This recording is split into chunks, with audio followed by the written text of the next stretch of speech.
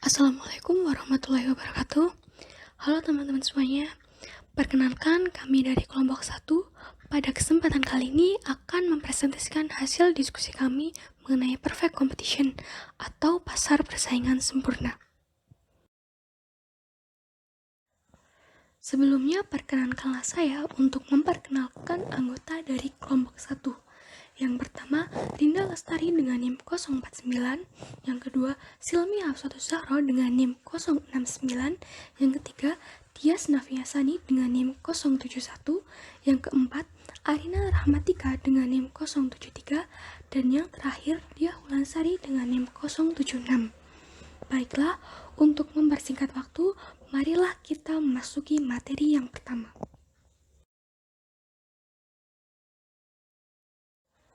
Materi yang pertama mengenai definisi pasar persaingan sempurna. Pasar persaingan sempurna ialah suatu pasar di mana jumlah penjual atau produsen dan pembeli atau konsumen sangat banyak dan produk atau barang yang ditawarkan atau dijual sejenis atau seragam.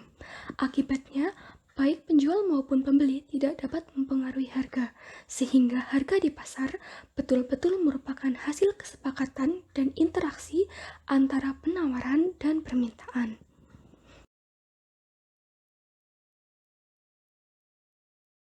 Ciri-ciri atau karakteristik dari pasar persaingan sempurna. Yang pertama yaitu penjual dan pembeli yang begitu banyak. Di sisi penjual, jumlah barang yang dijual itu lebih sedikit jika dibandingkan jumlah barang keseluruhan yang ada di pasar tersebut, sehingga penjual harus mengikuti harga pasar.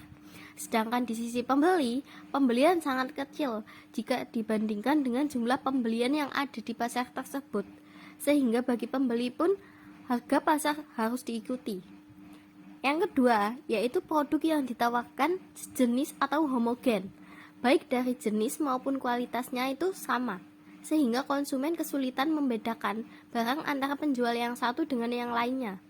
Yang ketiga yaitu free entry dan free exit perusahaan atau penjual. Maksudnya adalah tidak adanya hambatan bagi penjual ketika ingin keluar atau masuk pasar.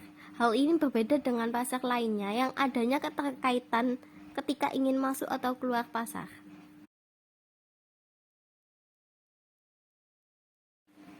Ciri selanjutnya yaitu penjual dan pembeli mengetahui info pasar.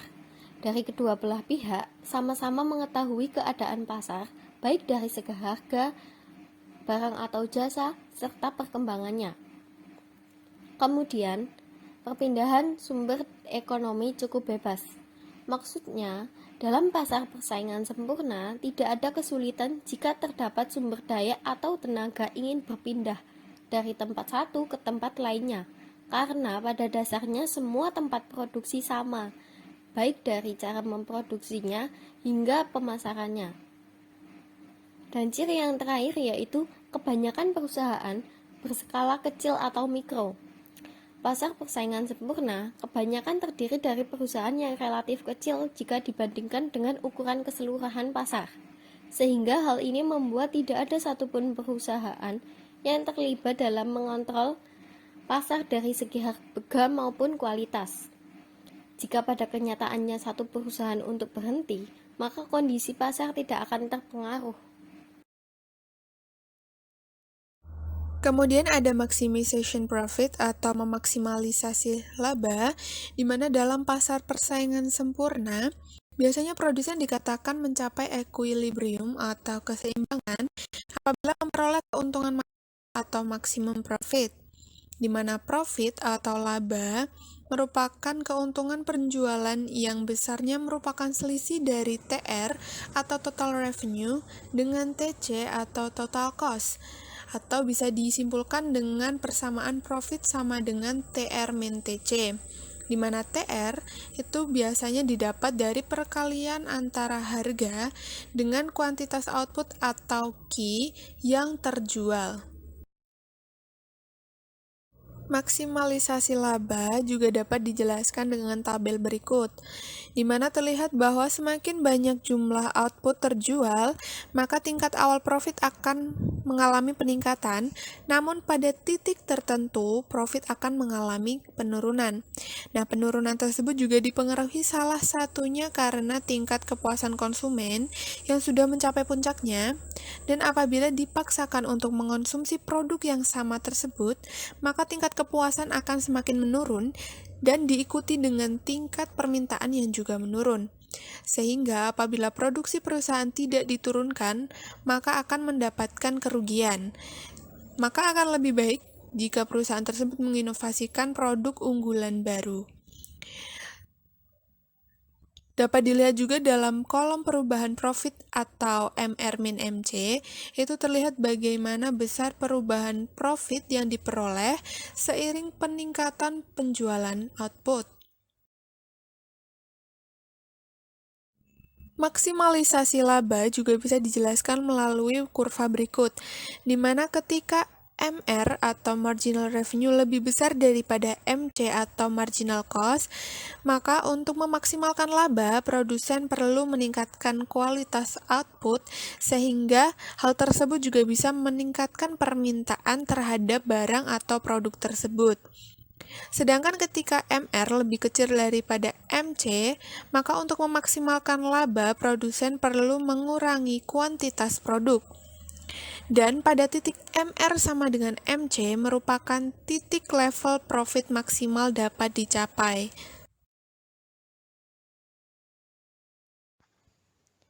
Materi yang ketiga yaitu supply of industry. 1. Kurva permintaan dalam pasar persaingan sempurna. Pada kurva ini, tingkat harga dalam pasar persaingan sempurna ditentukan oleh permintaan dan penawaran. Jumlah output perusahaan relatif sangat kecil dibanding output pasar. Maka, berapapun yang dijual perusahaan, harga relatif tidak berubah. Kemudian, kurva permintaan perusahaan pada pasar persaingan sempurna berbentuk horizontal atau elastis sempurna.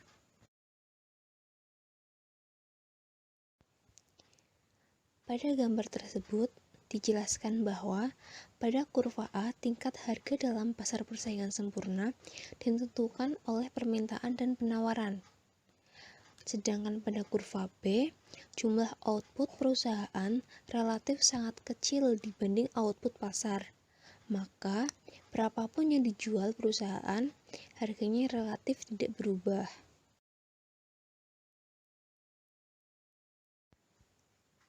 Yang kedua adalah kurva penawaran dalam pasar persaingan sempurna. Dalam kurva penawaran ini menjelaskan bahwa jumlah barang yang ditawarkan di pasar selama kurun waktu tertentu adalah jumlah dari penawaran masing-masing perusahaan. Kemudian, kurva penawaran pasar jangka pendek adalah hubungan antara harga pasar dan jumlah barang yang ditawarkan dalam jangka pendek.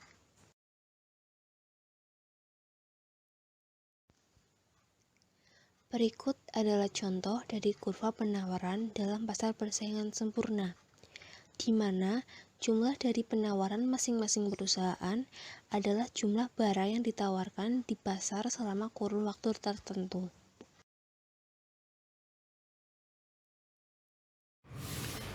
Long run competitive equilibrium atau keseimbangan jangka panjang pada pasar persaingan sempurna. Equilibrium perusahaan dan equilibrium pasar jangka panjang juga dipengaruhi oleh faktor yang sama seperti pada keseimbangan jangka pendek. Terdapat dua hal yang membedakan yang mempengaruhi keseimbangan jangka panjang, meliputi yang pertama yaitu kemungkinan adanya perluasan atau penciutan kapasitas yang ada. Dapat diartikan sebagai kesempatan produsen untuk mengubah kapasitas produksi. Yang kedua yaitu masuknya perusahaan-perusahaan baru ke dalam industri maupun keluarnya perusahaan lama yang telah ada dalam industri. Dapat diartikan sebagai kesempatan bagi produsen lain untuk keluar masuk pasar. Perusahaan-perusahaan akan memperluas atau memperbesar kapasitas produksinya dan perusahaan-perusahaan baru akan masuk ke dalam industri apabila terdapat keuntungan dari industri tersebut.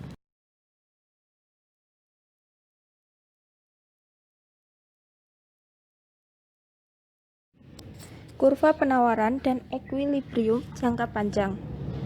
Perlu diingat kembali bahwa pada jangka pendek, kurva penawaran dari produsen adalah sama dengan kurva marginal cost saat dalam posisi naik atau di atas kurva AVC. Sedangkan dalam jangka panjang kita berbicara tentang kurva penawaran seluruh produsen yang ada di pasar.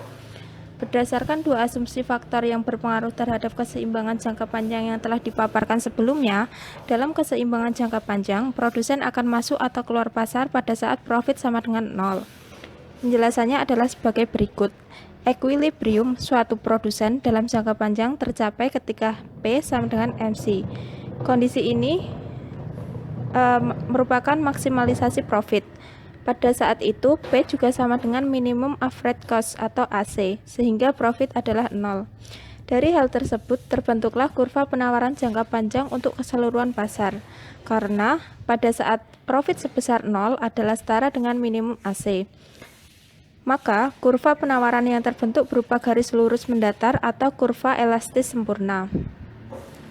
Setiap harga yang berada di atas level tersebut akan menghasilkan profit, sehingga mendorong produsen lain untuk memasuki pasar. Sementara jika di bawah level AC akan mengakibatkan produsen keluar pasar dan mengurangi kuantitas penawaran produk. Dapat dilihat pada grafik, kurva sebelah kiri menunjukkan bahwa dalam jangka panjang perusahaan akan masuk atau keluar pasar pada saat profit mencapai 0. Pada saat tersebut, P sama dengan AC. Kemudian, setiap produsen menyesuaikan diri untuk memastikan setiap permintaan sesuai dengan harga yang berlaku. Konsekuensinya, kurva penawaran jangka panjang di pasar persaingan sempurna berbentuk garis lurus mendatar atau elastis sempurna.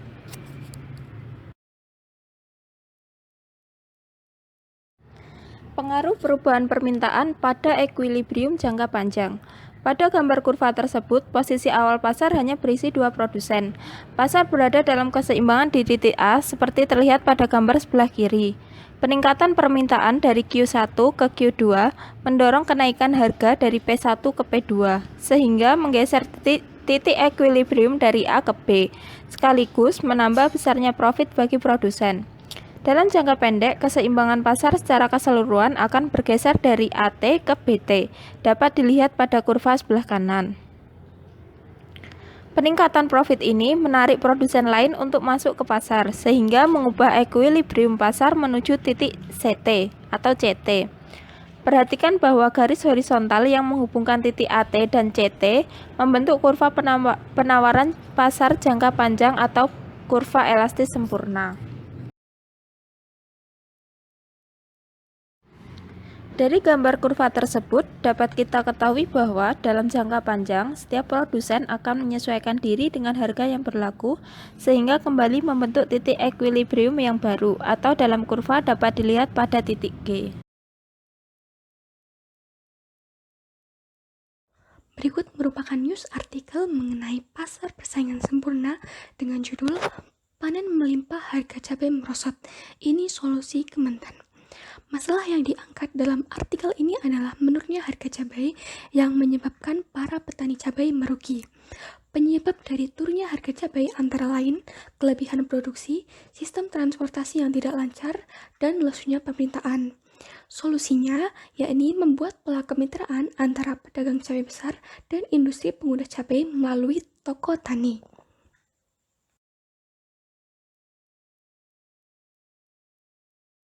Sekian presentasi dari kelompok 1. Apabila ada tutur kata yang kurang berkenan, kami mohon maaf. Terima kasih. Wassalamualaikum warahmatullahi wabarakatuh.